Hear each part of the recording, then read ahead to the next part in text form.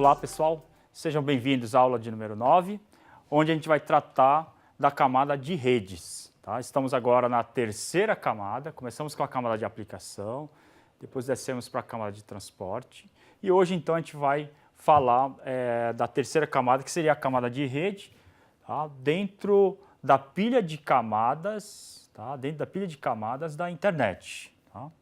Então, a gente abordou na aula passada o controle de congestionamento, tá? O controle de congestionamento que é implementado na internet, a gente falou o que seria o controle de congestionamento e o controle de congestionamento que foi implementado na internet. Tá? Lembrando que o controle de congestionamento é um controle que tem mais a ver, tá, com o núcleo da rede, como a gente viu. Né? Então tem a torneirinha ali e o balde, tá? O balde seria o buffer, e a torneira ali, ó, o cano ao longo da torneira, então seria o quê? Seria o núcleo da rede.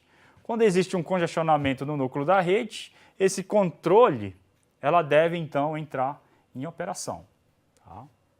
Na verdade ele está em operação, mas nesse momento ele tem que tomar medidas para que a rajada de pacotes possa ser diminuída ou possa ser aumentada. Tá? Então na aula de hoje a gente vai descer mais uma camada, a gente vai entrar na camada de rede, que na verdade seria a comunicação, essa camada provê a comunicação, tá, entre o quê? Entre dois hospedeiros, tá? Entre um computador computador remetente e o computador destinatário. Tá? Essa é a função da camada de rede. Na camada de transporte, como a gente viu, tá, existem nesse hospedeiro remetente e no hospedeiro destinatário existem o quê? Existem vários processos. Então, quem é que vai fazer a comunicação fim a fim com esses processos com outro processo que se encontra no hospedeiro destinatário? A camada de transporte. Transporte, comunicação, processo a processo. Por que é um processo? Um programa que se encontra em execução. Camada de rede, comunicação lógica entre quem? Entre os dois hospedeiros. Então, repetindo, transporte, processo, comunicação. Rede, comunicação, hospedeiro. Só isso, gente. Tá? Bom, além disso, a gente vai falar sobre o roteamento nessa camada e nessa camada em particular, a gente tem então o equipamento-chave que seria o roteador. Tá? E vamos também falar sobre o endereçamento, uma vez que a camada de rede ela define os padrões de endereçamento. Tá? Os padrões de endereçamento postal, por exemplo, funcionam o nome da rua, o número, um complemento, o CEP, o estado, a cidade e o estado. Né? Então existe esse padrão de endereçamento. Da mesma forma, existe também um padrão de endereçamento aqui na camada de rede. De novo, por que a gente está falando de endereçamento? Porque a gente vai ter que endereçar um hospedeiro remetente para o hospedeiro destinatário. A gente precisa dizer, precisa ter um nome do que seria esse nome para o emissor e do destinatário. Os computadores possuem o quê? Possuem um endereço IP, já adiantando. Esse endereço IP seria o quê? Seria a forma de realizar, então, o endereçamento. Muito bem, lembrando também que a camada de rede, tá, ela é implementada tanto nos hospedeiros finais, assim como nos roteadores. Tá? Lembrando, isso é muito importante. Tá? Então, ela é implementada tanto nos hospedeiros finais, assim como nos roteadores. Lembrando que nos hospedeiros finais existe, então, uma maior complexidade. Por quê? Porque existe uma maior quantidade de camadas, vamos dizer assim, de camadas na parte da borda da rede. No núcleo da rede, menor quantidade de camadas. Tá? Vocês estão vendo, então, aqui no roteador que a gente tem uma menor quantidade de camadas. Cada camada, tá? Vamos falar numa linguagem mais simples para vocês entenderem, tá? Pode ser tratada, por exemplo, como um módulo. Então, módulo da rede, de enlace, módulo físico, né? Tá? A gente trata isso, Trata isso de forma modularizada, como a gente viu, então, aí nas primeiras aulas. Tá? Então, a camada de rede, ela é implementada tanto na borda da rede, assim como no núcleo da rede. Tá? Nos roteadores, assim como nos hospedeiros. Tá? Existe uma função na camada de rede, que são dois. Tá? Então, o roteador possui dois, por assim dizer, tá? O roteador, a camada de rede possui duas funções, né? Que seria o papel da camada de rede, que seria transportar pacotes do remetente para o destinatário, e existem duas funções que são essencialmente, por assim dizer, desempenhados pelo roteador. Quais são essas duas funções? O repasse e o roteamento. Tá? Essencialmente são essas duas funções chaves que ela executa, e dentro dessas duas funções chaves, então, existe um desmembramento de subfunções. Tá? Então, o que seria o repasse? O repasse é assim, o roteador, atrás do roteador, você tem o quê? Você tem vários, né? Você tem várias saídas aqui, né? Saídas. Então, um cabo entra por aqui, existe um outro computador que é conectado nesse cabo. Então, ela tem que, o repasse seria que processo? Seria o processo para você conectar, transportar um pacote de uma saída para uma outra saída.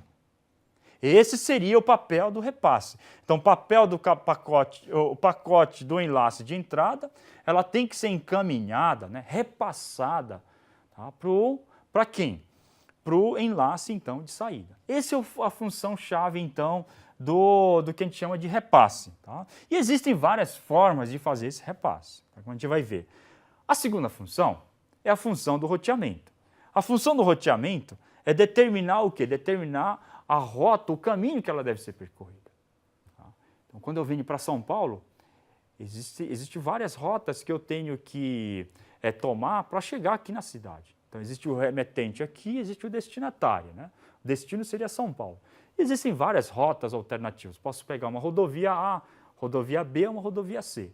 Então, como é que é feito esse, vamos dizer assim, esse roteamento, né? Para onde é que eu roteio, né, o meu carro? Eu vou rotear de acordo com o quê? De acordo com a velocidade vamos dizer, de uma rodovia, assim como com o nível de congestionamento. Tá? Velocidade, o nível de congestionamento, assim como o quê? Como a distância que eu tenho que percorrer. Tá? Então, quem vai fazer esse tipo de decisão, essa decisão de rotear, é o quê? É o papel do roteamento, que é também desempenhado, tá, pelas tabelas de roteamento e pelo próprio roteador. Então, é determinar a rota a ser encaminhada, e para isso, como eu disse para vocês, existem o quê? Existem tabelas de roteamento e os algoritmos de roteamento para o quê? Para calcular qual é a menor rota, né? Pela quilometragem, pela quantidade de faixas, pelo nível de congestionamento. Como é que seria o critério? Esse critério, então, é o que? É definido pelos algoritmos, então, de roteamento. Tá? Bom, esse algoritmo, então, de roteamento do qual eu citei para vocês, né, ela vai o quê? Ela vai fazer a manutenção na tabela de repasse. E essa tabela de repasse é indicar para que porta, né, um determinado pacote que tem um determinado cabeçalho, ela vai seguir. Esse cabeçalho funciona como se fosse um CEP. Né? Então, eu sei que, vamos dizer assim, o estado de São Paulo, o CEP normalmente começa com o número 1. São Carlos, né? Então começa com 1, 3, 5, alguma coisa e por aí vai. Tá? Então, se tiver esse cabeçalho aqui, tá? O CEP tiver esse cabeçalho, segue o quê? Segue a rota para a cidade de São Carlos. Da mesma forma, na computação e particularmente na internet, a gente tem o quê? A gente tem um endereço IP, então 213, 107, 169... Tá? 190 e assim por diante. Tá? São 4 octetos, né? 170, por exemplo, aqui. Né? Então, se tiver o quê? Se tiver um cabeçalho como esse aqui, ela deve seguir o quê? Ela deve seguir essa rota, né? Essa rota 2, que vai para um outro roteador e assim por diante. Vai para esse roteador aqui, repassado por esse roteador e repassado para um outro roteador que segue o quê? Que segue o rumo para o destinatário desse 0100. Caso aqui seria a saída, enlace de saída 3, que segue por esse caminho até chegar no seu destinatário. Tá? Então, existem esses dois elementos chaves aqui entre o repasse e os algoritmos, então, de roteamento. Tá? Bom, além disso, existe o quê? Existem os modelos, né? Modelos de serviço de rede. Esse modelo de serviço de rede define o quê? Define os padrões, né? Define a entrega, se ela é garantida ou não garantida, tá? Com atraso limitado, define também a entrega de pacotes, se vai ser em ordem ou não vai ser em ordem. Também define uma variável que a gente fala muito, que seria o jitter, né? Jitter seria essa variação de atrasos, né? Então, quanto maior a variação de atrasos, pior seria para quem? Pior seria para uma aplicação de multimídia. Então, a gente tem que calcular o quê? Tem que calcular essa variação de atrasos entre um pacote 1 e o seu pacote 2 subsequente. Assim como a largura de banda que é mínima, né? A largura mínima garantida, para que eu possa saber quantos, por exemplo, se for numa rodovia, quantas faixas eu teria minimamente para eu seguir para a cidade de São Paulo. Tá? Então aqui a gente tem uma largura de banda mínima que o roteador me garante, de forma que eu possa trafegar um determinado pacote. Assim como o serviço de segurança é bastante importante, a gente falou aí, segurança aí de confiabilidade, de prover a integridade dos dados, né? Assim como a autenticação, né? Como a gente já viu em aulas anteriores. Né? Bom, existe dentro desse modelo de serviço de rede, tá? Existem serviços de redes existem serviços para algumas redes tais como a rede TCP/IP e uma rede aqui ATM. Tá? A gente vai falar rapidamente da internet, tá? E do serviço que é provido no nível da internet. Então, no serviço provido para a internet, a gente tem um serviço chamado Melhor Esforço. Tá? Então, eles fazem um esforço possível para que o pacote possa chegar no destinatário quanto antes. Tá? Mas não existe nenhuma garantia de banda, assim como não existe garantia contra perda. Então, se ela não tem essa garantia contra perda no nível de rede, ela tem que prover isso numa camada superior, que seria a camada, então, de transporte. Tá? Não existe nenhuma ordem de pacotes, assim como ela não tem temporização e nenhuma indicação aí de congestionamento. Tá? Então, vocês viram que o congestionamento, o controle de congestionamento na internet, ela é provida por quem? Provida pelo controle de congestionamento do próprio TCP. Agora vamos voltar para o ATM. Né? O ATM, os pacotes são normalmente de tamanho fixo. Esse pacote de tamanho fixo é assim deixado para que os pacotes possam trafegar com uma velocidade constante. Então a gente tem aqui, né, o primeiro, que seria o quê? O primeiro serviço que seria constant bitrate. Né?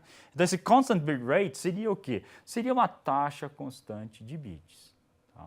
Quanto mais constante é a taxa de transmissão, o bitrate, né, melhor é para quem? Para as aplicações de multimídia. E hoje em dia, pessoal, se vocês forem ver no smartphone, no computador, o que vocês acessam mais? Vocês acessam o WhatsApp, vocês acessam o YouTube.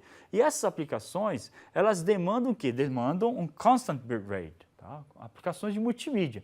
Quanto mais constante, melhor. Não adianta eu ter uma largura de banda alta se o vídeo está sendo transmitido ao vivo, tá? Uma telefonia IP está sendo transmitida ao vivo, e ela necessita apenas de uma taxa constante.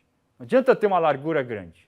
Não vai usar essa largura. Então não adianta. Assim como se eu tiver uma largura pequena de banda, isso vai ser prejudicial para a aplicação de multimídia. Vai ter que descartar alguns pacotes. Então ela tem dois serviços. Né? Tem um serviço aqui do Constant Bitrate, que é bastante, vamos dizer assim, adequado para as aplicações de multimídia.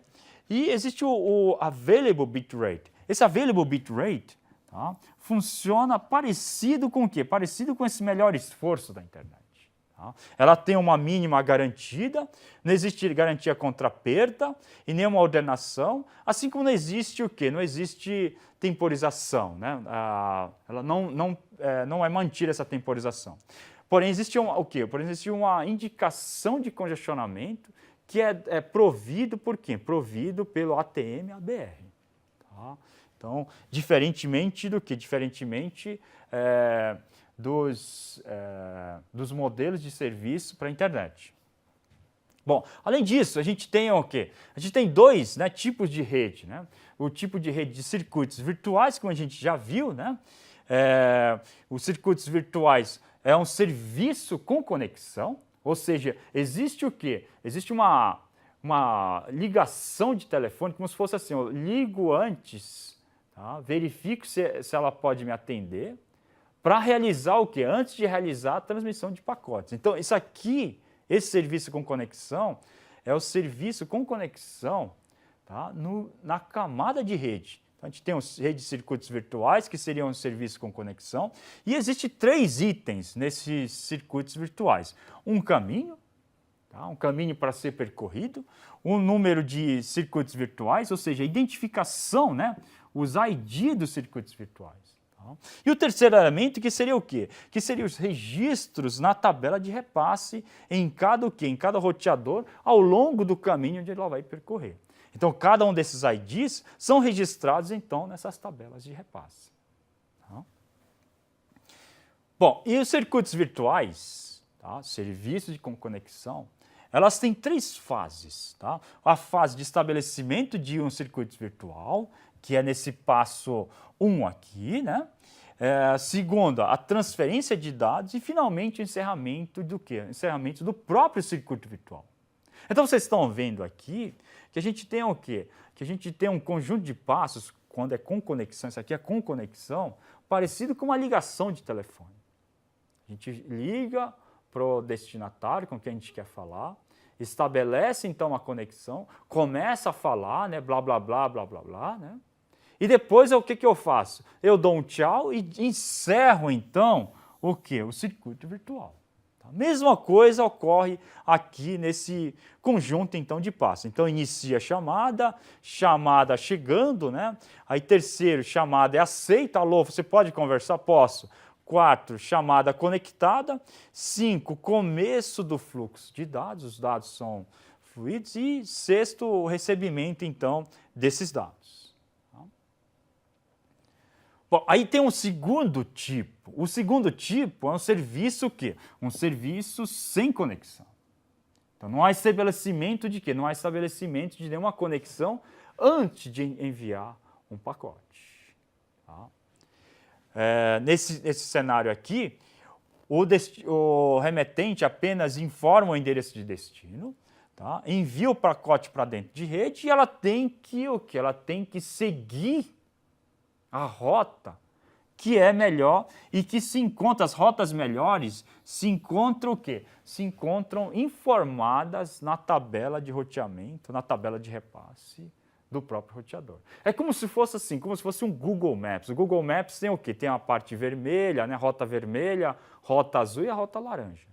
Então, ela tem que me informar qual das rotas é a rota azul. Então, nessa primeira aqui, ó, o destinatário aqui é o mesmo. Porém, ela seguiu o quê? Ela seguiu 2 rotas diferentes, 3 rotas diferentes. Tá?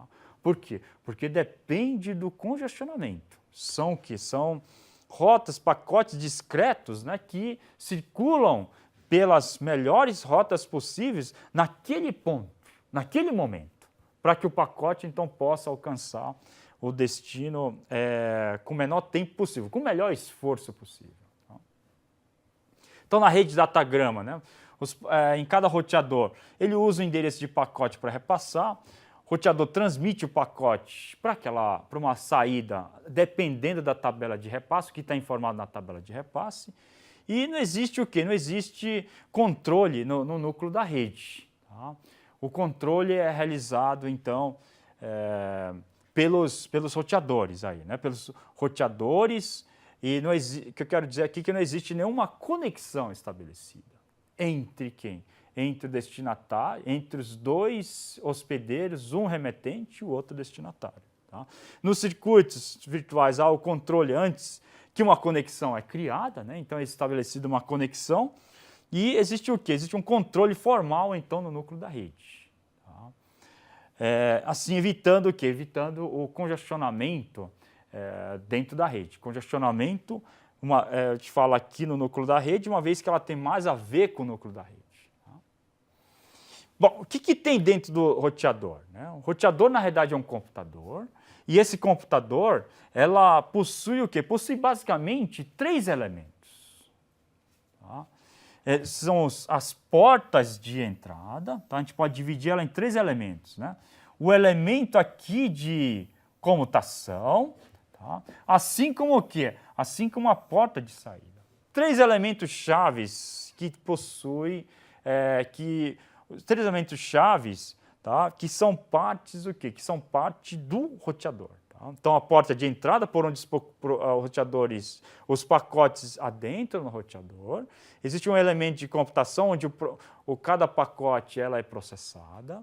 E a porta de saída, para quê? Ela possui várias portas de saída porque existe o quê? Como eu falei para vocês, um roteador ela tem o quê? Ela tem várias portas de saída. Tá? Ela precisa ser encaminhada, entra por uma porta e sai por outra porta. Então, ela precisa ser encaminhada para cada uma dessas saídas. Né? Bom, vamos falar aqui, então, de cada um desses itens, da porta de entrada, do elemento de computação, tá? E do elemento, então, de saída. Primeiramente, a porta de entrada. A porta de entrada, então, a gente tem a terminação de linha, o processamento do pacote. Dentro desse processamento, a gente faz o desencapsulamento. O que seria isso? Seria tirar um pacote dentro de outro pacote. Encapsulamento, pegar um pacote inteiro aqui que possui cabeçalho e dados e eu coloco aonde? Eu coloco no outro pacote onde eu vou ter o cabeçalho e toda essa parte aqui, ó, ela vai entrar onde? Ela vai entrar na parte de dados. Isso é encapsulamento. Desencapsulamento, tirar essa parte de dados de forma que eu possa, então, ler o cabeçalho. Tá? Então, existe o consulta e o repasse para a porta apropriada, né? Assim como a conexão, então, a interface com o elemento de computação. Porta de entrada. Pacotes vão entrando, tem que desencapsular o pacote e entregar para onde? Entregar para o elemento de computação, que seria esse elemento aqui intermediário, fica no meio. Né? 3 maneiras de realizar vamos dizer assim, a comutação. Existe a primeira maneira, que é a comutação por memória, segunda, que é a comutação por um barramento, e o terceiro, que seria uma comutação com uma rede aí de interconexão. Tá?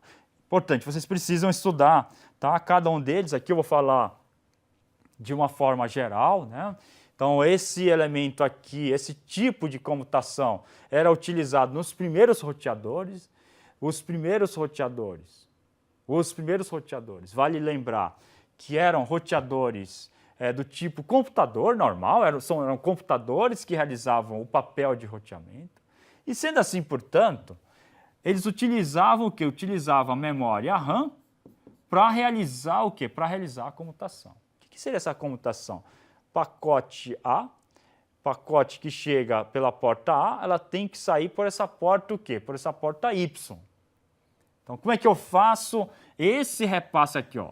Como é que eu faço essa cópia? Primeira forma, eu faço utilizando a memória. Então, ela tem que, primeiramente, copio na memória e da memória vem para o elemento aqui de saída, para a porta de saída. Essa é a primeira forma, usando memória principal, porque eram utilizados os primeiros computadores. E esses computadores eram computadores normais e não roteadores como vocês têm hoje em dia. Segunda forma é o quê? Usando o próprio barramento. Tá? Então, essa segunda forma, uma forma mais moderna, e existe então o barramento, onde utiliza-se um barramento para realizar o quê? Para realizar a comutação de uma porta de entrada para a de saída. Tá? Bom, então, o barramento não precisa mais da memória. Tá? Então, a memória fica o quê? Fica direcionada para fazer outras tarefas mais importantes. Aqui eu uso o quê? Uso o barramento. Entretanto, existe o quê? Existe uma competição, porque aqui a gente tem o quê? A gente tem um problema de race conditions. Aí, né? Uma condição de corrida para quê? Para bloquear um determinado barramento. Aí surgiu o quê? Surgiu a terceira forma, que seria essa rede de interconexão.